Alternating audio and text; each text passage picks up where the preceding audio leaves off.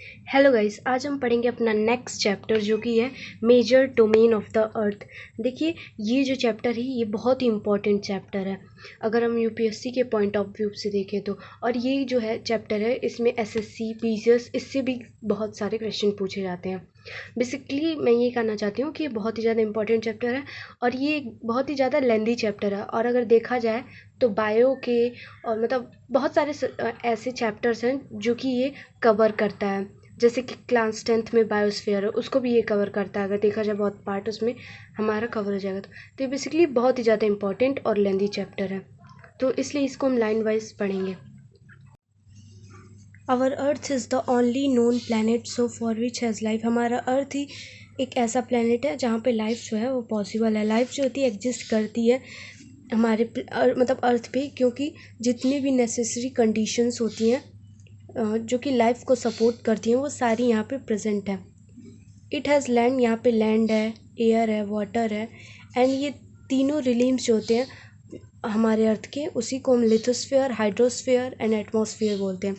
जो narrow zone होता है जहाँ पे हम फाइंड करते हैं लैंड को, वाटर को और एयर को एक साथ, जहाँ पे ये जो थ्री रिलीम्स होते हैं मीट करते हैं, मतलब एक साथ मिलते हैं, उसी को हम बायोस्फीयर बोलते हैं।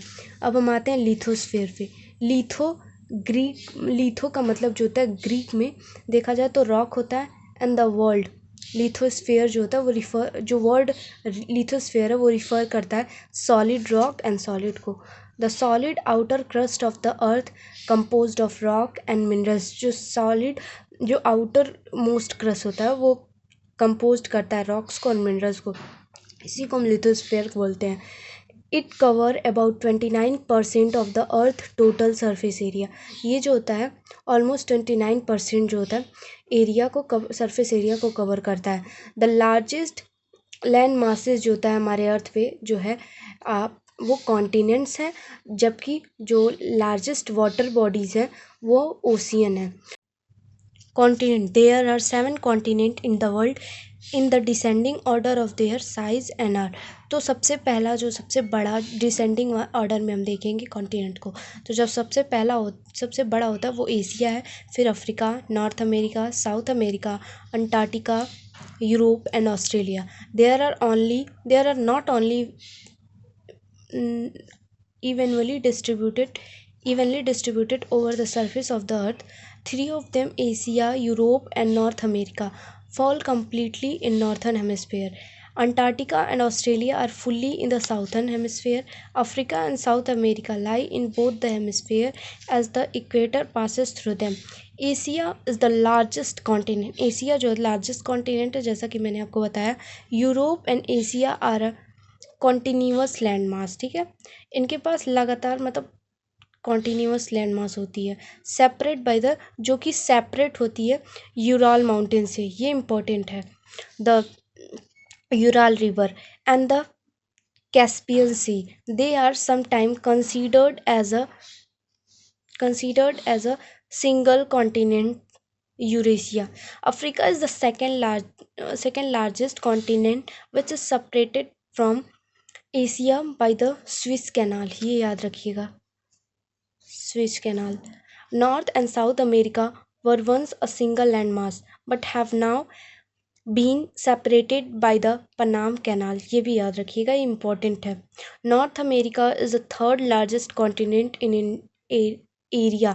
अगर नॉर्थ अमेरिका की बात करें तो ये लार्जेस्ट थर्ड कॉन्टिनेंट है, ठीक है, एरिया में। एंटार्क्टिका जो है is centred around the south pole. South pole के सेंटर्ड में अंटार्कटिका जो है वो है।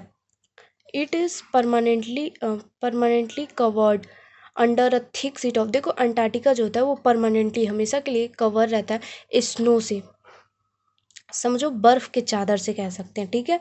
और ये जो होता है यहाँ पे लोग जो होते हैं, हम ह्यूमंस परमानेंटली नहीं रह सकते, वहाँ पे ऐसा कोई नहीं है जो वहाँ पे घर बना के रह सकता, क्योंकि वहाँ सिर्फ बर्फ़ ही बर्फ़ है।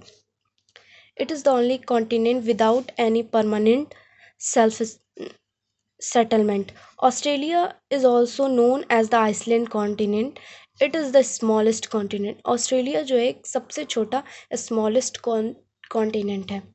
Hydrosphere, All the water bodies on the earth's surface, nearly oceans, seas, lakes, rivers together with snow and ice are collectively called the hydrosphere. जितने भी वाटर बॉडीज़ होते हैं जैसे कि समुद्र वगैरह, रिवर, बर्फ वगैरह, इन सभी को हम एक साथ हाइड्रोस्फीयर बोलते हैं। ओके, वाटर जो होता है is also found bellow the, देखो पानी जो होता है वो ज़मीन के अंदर भी पाया जाता है। ओके, ग्राउंड वाटर जिसको हम पीते हैं, fresh water, that is why देखो of all the planet it is the only the earth which has hydrosphere. सारे प्लैनेट में से देखें अगर तो सिर्फ प्लैनेट अर्थ ही है जिसके पास हाइड्रोस्फीयर है।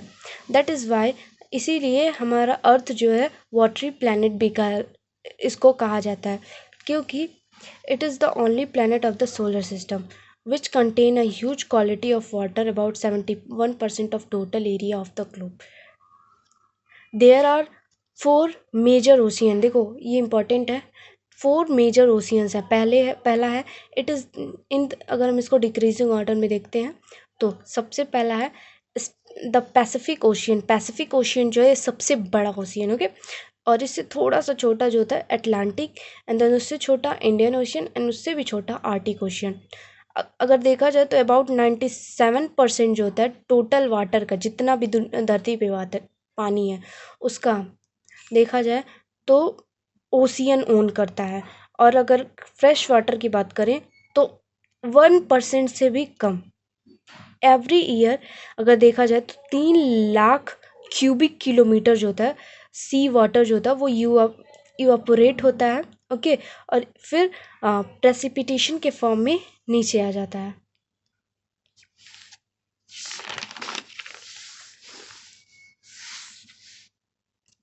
Atmosphere, our earth is surrounded by air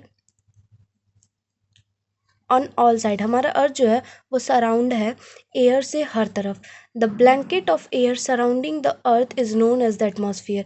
ये जो ब्लैंकेट ऑफ एयर है जो कि सराउंड करता है हमारे एटमॉस्फेयर, मतलब करता है, उसी को हम एटमॉस्फेयर बोलते हैं। The atmosphere extend up to about 60-100 kilometre from the earth surface. ठीक है, the atmosphere is very dense near the surface of the earth, and as we go above the surface the atmosphere become thinner and thinner। जैसे जैसे हम ऊपर जाएंगे तो atmosphere जो है वो थिनर और थिनर होता चला जाएगा। एटमॉस्फेयर जो होता है मेंटेन करता है एक फेयरली इवन टेम्परेचर हमारे अर्थ पे, मतलब दिन और रात में। एयर जो होते हैं मिक्स होते हैं इसमें जो होते हैं एयर में 12 गैसेस मिक्स होते हैं, water vapour, dust particle and smokes. अब ये जो होते हैं कंपोजिट करते हैं Fairlie constant in the lower layer. जो एटमॉस्फेयर है उसमें लगभग 78% नाइट्रोजन होता है, 21% ऑक्सीजन होता है, और जो अदर गैसेस होती हैं वो 1% होती हैं। The atmosphere particularly in the lower air, देखो जो पार्टिकल्स और जो डस्ट पार्टिकल्स जो होते हैं ये सारी चीज़ें जनरली मतलब लोअर लेयर में पाई जाती हैं। ठीक है, अब हम लेयर्स की बात करते हैं एटमॉस्फेयर की। इसमें हम 4 लेयर्स पढ़ेंगे। सबसे पहले ट्रोपोस्फेयर, फिर स्ट्रेटोस्फेयर, आयोनोस्फेयर, थर्मोस्फेयर। ठीक है, ट्रोपोस्फेयर जो होता है ये जो लेयर होता है वो 16 किलोमीटर तक एक्सटेंड होता है। ठीक है, ये बहुत ही ज़्यादा डेंस्ड होता है और क्लोज्ड लेयर होता है हमारे अर्थ के। ठीक है, और ये इसको हम होम भी, मतलब बादलों का घर भी बोलते हैं, बादलों का, लाइट्स का, और अदर जो वेदर फिनोमिना होते हैं। ये जो क्या करता है प्रोटेक्ट करता है लिविंग बीइंग को फ्रॉम सन एक्सेसिव हीट। जो सन की एक्सेसिव हीट होती है उससे प्रोटेक्ट करता है ये लिविंग बीइंग्स को। It also keep the earth surface warm at night, और ये अर्थ सरफेस को वार्म करके रखता है रात में। Stratosphere, this layer extend up to 80 kilometre. It lies above troposphere. Okay, ये जो होता है 80 किलोमीटर तक एक्सटेंड होता है और ये जो होता है लाई करता है, मतलब ट्रोपोस्फेयर के ऊपर लाई करता है। Air movement is horizontal in this layer, इसमें जो एयर मूवमेंट होता है वो हॉरिजेंटली होता है, ठीक है। Jet planes which fly at very high altitude usually fly in this layer, जो जेट प्लेन्स वगैरह होती हैं वो इसी लेयर में फ्लाई करती हैं। आयनोस्फेयर, ये जो होता है एक्सटेंड होता है 500 किलोमीटर तक, ठीक है। और ये स्ट्रेटोस्फेयर जो है उसके ऊपर होता है। ये क्या करता है, जो रेडियो वेव जो होती हैं वो बैक होती हैं अर्थ के सरफेस पे, यही इसी की वजह से, यहीं से। अब हम बात करते हैं थर्मोस्फेयर। ये जो होता है एक्सटेंड होता है 1600 किलोमीटर तक, और ये जो होता है अपर मोस्ट लेयर होता है, ये सबसे अपर मोस्ट लेयर होता है। और एयर जो होती है बहुत ही ज़्यादा थिन होती है यहाँ पे। अब हम एटमॉस्फेयर के कुछ इम्पोर्टेंस की बात कर ले रहे हैं, तो ये तो सबको आता ही होगा, फिर भी हम पढ़ लेते हैं। जो एटमॉस्फेयर होता है वो हमें ऑक्सीजन प्रोवाइड करता है, जो कि आपको पता है बिना ऑक्सीजन के हम रह नहीं सकते। तो सबसे ज़्यादा इम्पॉर्टेंट अगर कुछ है तो ऑक्सीजन, जो कि हमें एटमॉस्फेयर प्रोवाइड कराता है। ये हमें देता है, ये हमें प्रोटेक्शन देता है। हार्मफुल जो यूवी रेज जो सन से आती हैं उससे हमें ये प्रोटेक्शन देता है। जो चेंजेस होती हैं वेदर में, place to place and from season to season, उस वो एटमॉस्फेयर के वजह से ही होती हैं। एयर जो होता है वो साउंड के ट्रांसमिशन में भी हेल्प करता है। मतलब अगर हम किसी को हेलो बोलते हैं तो उसको हेलो इसलिए सुनाई देता है क्योंकि एयर होता है। जहाँ पे वैक्यूम होता है, देखो वैक्यूम मतलब जहाँ पे हवा ना हो, वहाँ पे अगर आप बोलोगे तो हम कितना भी चिल्लाएं, अगर मेरे बगल में भी कोई खड़ा रहा उसको सुनाई नहीं देगा। सो एयर जो होता है बहुत ही ज़्यादा इम्पॉर्टेंट रोल प्ले करता है, और एटमॉस्फेयर जो होता है बहुत ही ज़्यादा इम्पॉर्टेंट रोल प्ले करता है हमारे लाइफ में। Biosphere, the word BIOS is an ancient Greek word meaning life. देखो बायोस्फेयर जो होता है इसका मतलब अगर ग्रीक वर्ड में देखें तो लाइफ होता है। जो पार्ट होता है हमारे अर्थ का in which all form of life exist is called biosphere. ऐसा पार्ट जहाँ पे हर तरह के जो लाइफ के फॉर्म होते हैं वो एग्जिस्ट करते हैं, उसी को हम बायोस्फेयर बोलते हैं। जो बायोस्फेयर होता है वो फाउंड किया जाता है वेयर द अदर 3 रिलिम्स जो होते हैं like lithosphere, atmosphere, hydrosphere meet करते हैं एक साथ। अगर मतलब कि जब लिथोस्फेयर एटमॉस्फेयर हाइड्रोस्फेयर को एक साथ मिला दे तो बायोस्फेयर बनता है। The biosphere consist of 4 main element, human being, animals, plant and microorganism. This 4 element are, देखो बायोस्फेयर जो होता है वो 4 मेन एलिमेंट को कंटेन करता है, जैसे कि ह्यूमन बींग हो गए, और जानवर्स हो गए, पेड़ पौधे हो गए, और जो माइक्रो ऑर्गेनिज्म हो गए। दिस 4 एलिमेंट आर इंटरडिपेंडेंट, ठीक है। There is also a continuous interaction between this element. देखो ये जो होते हैं एक दूसरे पे इंटरडिपेंडेंट होते हैं, जैसे कि हम जो होते हैं वो पेड़ पौधों पे डिपेंड होते हैं क्योंकि उसी से हमको ऑक्सीजन मिलता है, ठीक है।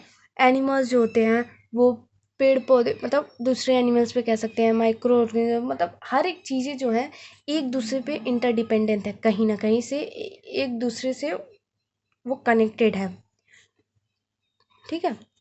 और ये जो होते हैं हमेशा ही इंट्रैक्शन में रहती हैं एक दूसरे के। This biosphere is made up of distinct area each with its own climate, ठीक है, soil and living community of plant and animal called ecosystem. So जो ये बायोस्फेयर है वो बहुत सारे एरिया से बना है, each with its own climate, और अपने खुद के क्लाइमेट से, सॉइल से और लिविंग कम्युनिटी से, और इसी को हम इकोसिस्टम बोलते हैं। Living things are interdependent in the biosphere. Living thing जो होते हैं वो एक दूसरे पे इंटरडिपेंडेंट होते हैं, उसी को हम बायोस्फेयर बोलते हैं। They are continuous interaction with their surrounding. ये कंटिन्यूअस हमें मतलब लगातार अपने सराउंडिंग से इंट्रैक्शन बनाए रखते हैं। Example, animal including human being need fresh air from the atmosphere and water from the hydrosphere. There are many other needs such as food and clothing that they fulfill from the lithosphere.